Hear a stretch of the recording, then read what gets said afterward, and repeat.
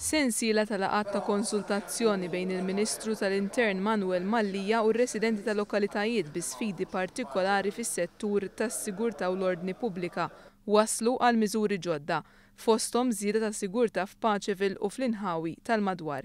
Jispjega dwar dan il-Ministru nnifsu.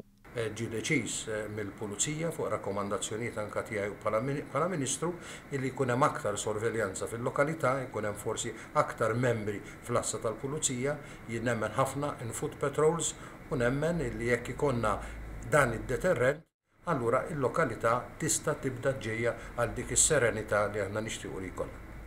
Issa qed ikunu evalwati wkoll żewġ possibilitajiet oħra, dik li jkun hemm mobile police station f'Paċeville u dik li jiġu installati kameras ta' CCTV. Il-laqgħat ta' konsultazzjoni saru f'Pembroke f'San Ġiljan u fis-Swieqi. Il-Ministru Mallija sostna li dawn il-laqgħat qed jintlagħu tajjeb ħafna mill-pubbliku. Qed ninnota li n-nies qed jieħdu gost dawn il-laqgħat qegħdin jesprimu l-ilmenti tagħhom u ovvjament dan huwa il-mezz kif dejjem aħna wedna li nkunu viċin il-poplu. Din hija l-ewwel darba li qed jiġu organizzati laqgħat bħal dawn u l-Ministru Mallija fis-serlan tagħhom.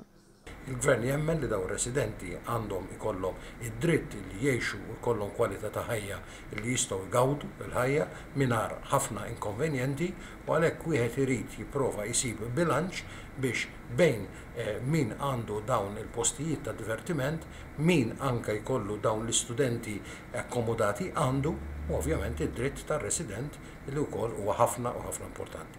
Għall-laqgħa dwar is-sigurtà fil-lokalità qed jattendu l-ħaddiema tal-Ministeru, rappreżentanza mill-Korp tal-Pulizija u s-Sindku tal-lokalità konċernata flimkien ma' uffiċjal ta' Transport Malta. Dan għaliex minn barra l-menti relatati mas-sigurtà, ir-residenti jixtiequ wkoll li jiġu indirizzati l-problemi tat-traffiku fl-Inħawi.